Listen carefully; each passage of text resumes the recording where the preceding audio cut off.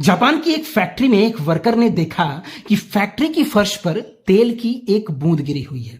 अब अधिकांश लोग क्या करेंगे कि ऐसे में एक कपड़ा लेंगे और तेल को चुपचाप पोंछ देंगे, समस्या खत्म। लेकिन उस वर्कर ने ऐसा कुछ भी नहीं किया। वो कुछ सेकंड्स के लिए वहां रुका और खुद से उसने एक सवाल किया कि आखिर यहां तेल कैसे गिर गया।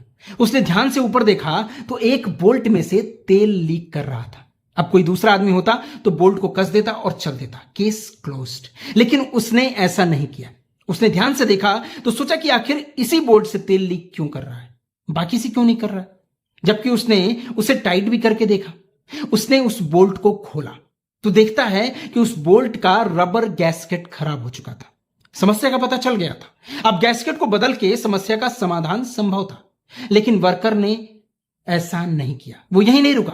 उसने सोचा कि इसी बोल्ट का गैस्केट खराब क्यों हुआ, जबकि बाकी बोल्ट भी इसी के साथ इंस्टॉल किए गए थे और बाकी सब ठीक है, केवल यही खराब है। अब इस चीज को क्लोजली एग्जामिन करने के लिए उसने आसपास के 2-4 बोल्ट और खोल दिए और उन्हें ध्यान से एग्जामिन करने लगा। तभी उसे दिखाई दिया कि बाकी बोल्ट पर अलग सप्लायर का मार्क था, जबकि जो डिफेक्टिव बोल्ट था उस पर किसी दूसरे सप्लायर का मार्क लगा हुआ था। उसने सभी चीजों का डॉक्यूमेंटेशन किया और इसे प्रोक्योरमेंट डिपार्टमेंट को भेज दिया। कंपनी ने इसे रिव्यू किया और उस सप्लायर से इंपोर्ट करना बंद कर दिया ताकि फ्यूचर में ऐसी गलती दोबारा ना हो। अब मोरल ऑफ द स्टोरी क्या है कि अगर तुम केवल वो फिक्स कर रहे हो जो कि विजिबल है, जो दिखाई दे रहा है, तो तुम केवल सिम्टम का इलाज कर रहे हो। रूट कॉज को पकड़ना जरूरी है, तभी किसी भी बीमारी या समस्या का क्योर संभव है, समाधान संभव है।